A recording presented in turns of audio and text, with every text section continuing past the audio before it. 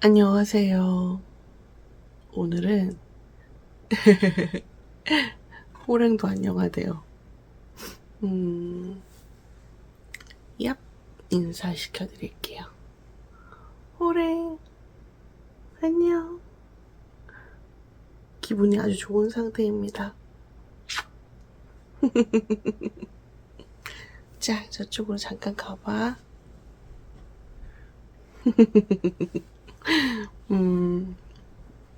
오늘은 환자 김지양의 이야기를 해볼까 해요. 뭐 어디가 심각하게 아픈가 하실 수도 있는데 뭐 요즘 현대인의 고질병이죠. 네, 정신과 질환을 앓고 있습니다. 저는 우울증을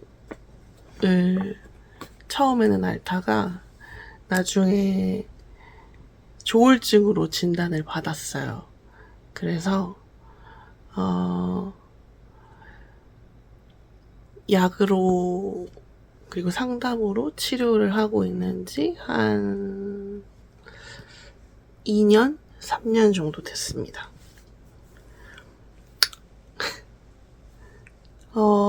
최초의 발병은 언제였냐면 제가 고등학교 2학년 때였어요.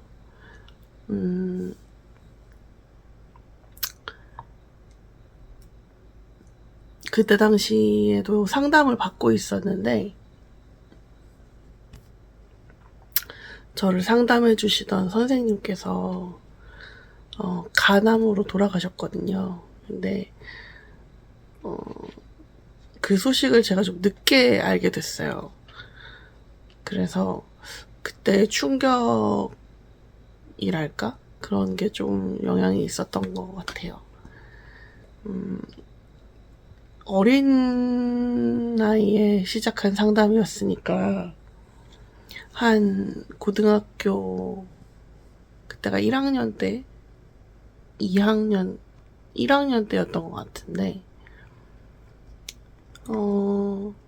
선생님이 제가 중학교 1학년 때부터 한 3학년 때까지 저를 상담해 주셨으니까 꽤 오랜 시간 저랑 상담을 하신 셈이죠.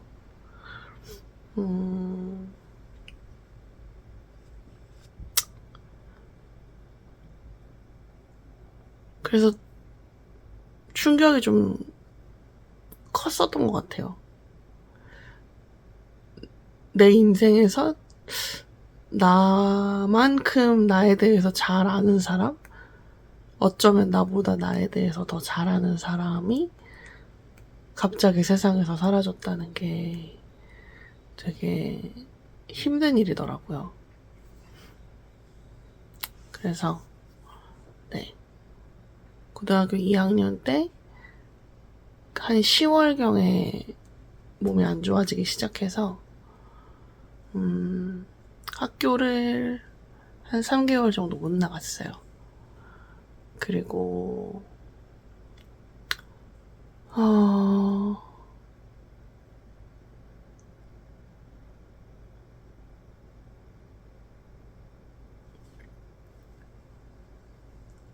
고등학교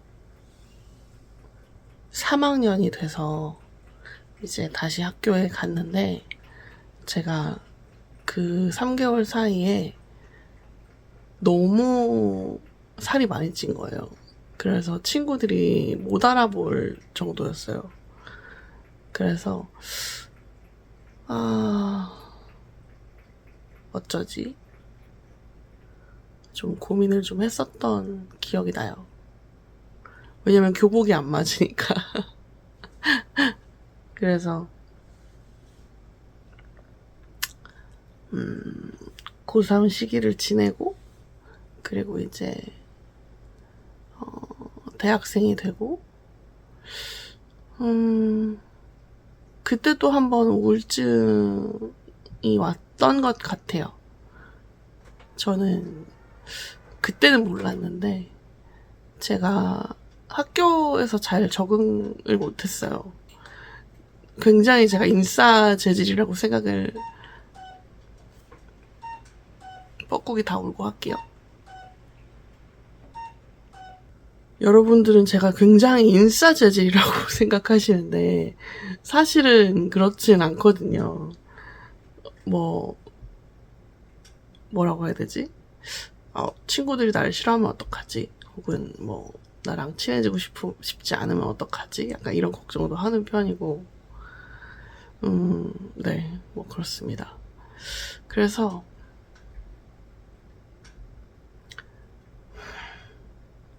학교 가기가 너무 싫은 거예요. 그래서 밤마다 이제 불면증에 시달리면서, 그때는 요즘처럼 넷플릭스 이런 게 없을 때니까, 아프리카 TV라고, 물론 지금도 있습니다만, 지금이랑 그때는 조금 달랐어요. 그래서, 그때는, 미국 드라마 같은 것들을, 이제 자막 같은 게 한글 자막으로 잘 없으니까, 이제 누군가가 그걸 만들어서 올리면, 그거를 온라인에 틀어주는 그런 방송들이 많이 있었어요. 그래서 아프리카 TV로 네, CSI 시리즈를 열심히 봤죠. CSI 시리즈 그리고 그레이 아나토미 이런 작품들이 없었으면 아마 오늘의 저는 없었을지도 몰라요. 그래서 제가 아주 애정하는 작품들입니다. 그리고 세 번째는 몇 년 전인데 저랑 같이 일도 하고 그리고 아주 친했던 동생이 스스로 목숨을 끊은 일이 있었어요. 그래서 약간 그때를 기점으로 좀 원래도 안 좋았지만 좀 병증이 깊어져서 그 해에 입원 치료를 받았어요. 그리고 그 전해에도 입원 치료를 받았었고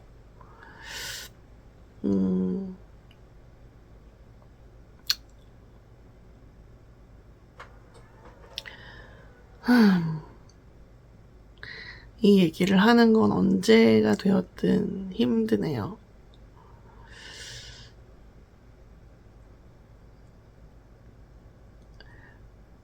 그 친구가 지금도 여전히 많이 보고 싶어요. 그리고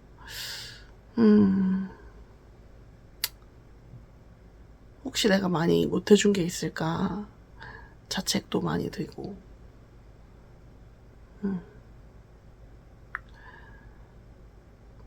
그래서 요즘은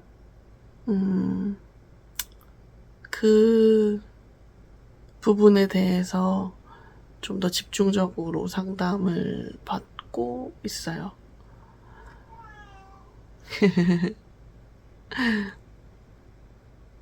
호랑이 심심한가 봐요. 자꾸 야옹야옹 오네요.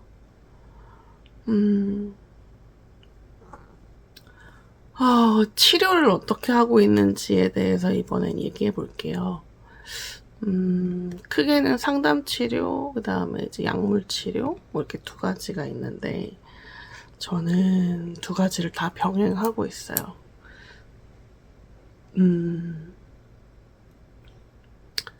약을 먹은 지는 한 3, 4년 정도 됐고, 증세가 좀 악화되기 시작했던 거는 한 7, 8년 된 것 같아요.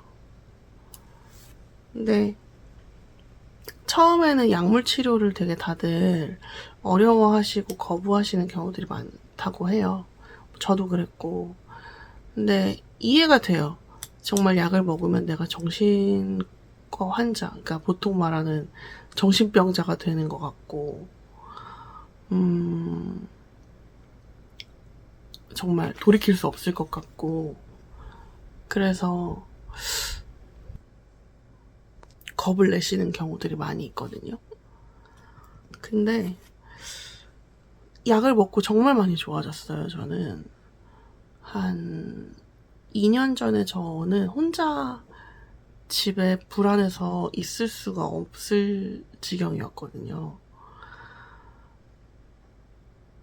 뭔가 모르겠어요. 아무튼 뭔가 나쁜 일이 일어날 것 같고, 그리고 뭐 자살 사고도 있었고, 쉴 새 없이 눈물이 나고. 그래서 친구들이 너무 고맙게도 거의 약간 불침번 서듯이 돌아가면서 집에 와줘서 어려운 시기를 잘 보낼 수 있었던 것 같아요. 그래서 그때 그 친구들에게 너무너무 감사한 마음으로 살고 있습니다. 그리고 저도 누군가가 그런 어려움을 호소하면 도움을 줄 수 있는 사람이 되었으면 해요.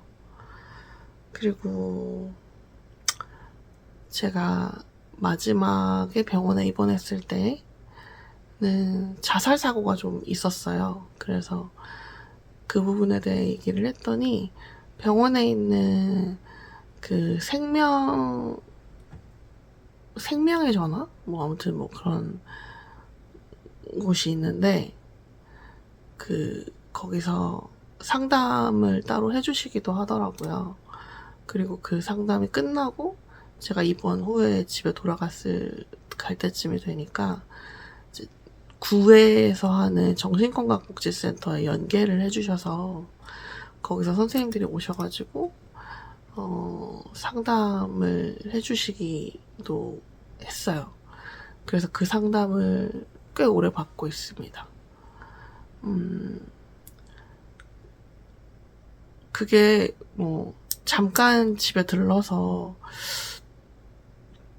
괜찮은지 묻고 어떻게 지냈는지 한 주간 물어보는 것 뿐이지만 굉장히 큰 도움이 되고 힘이 되더라고요. 누군가 나를 궁금해하고 있다는 게. 그리고 그때 사람이 정기적으로 오니까 한참 심할 때는 그래도 선생님이 올 때까지는 살아있어야지 약간 이런 마음이 들기도 하고. 그래서 여러모로 큰 힘이 됐던 기억이 있습니다.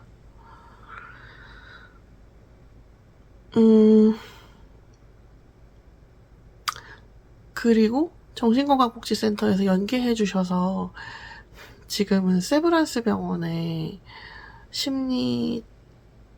심리검사실에서 10회에 상담을 받고 있어요. 그래서 그것도 꽤 큰 도움이 되고 있습니다. 왜냐면 검사비나 상담료가 엄청 비싸잖아요. 근데 그런 부분에 조금 도움이 많이 되어서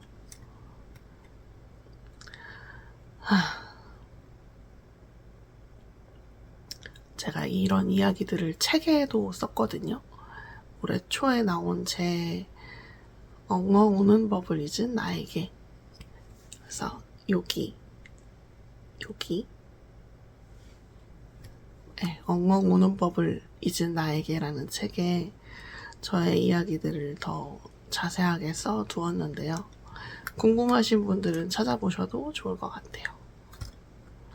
그리고 알라딘의 평이 없어가지고 좀 사실은 섭섭하달까?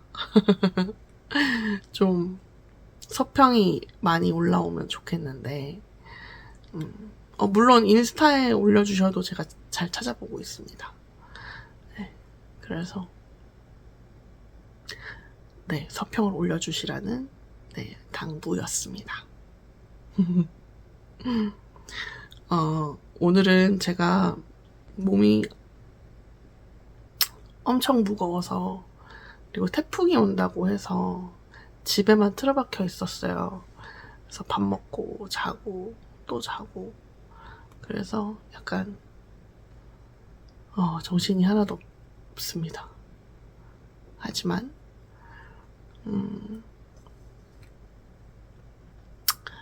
마지막으로 드리고 싶은 말씀은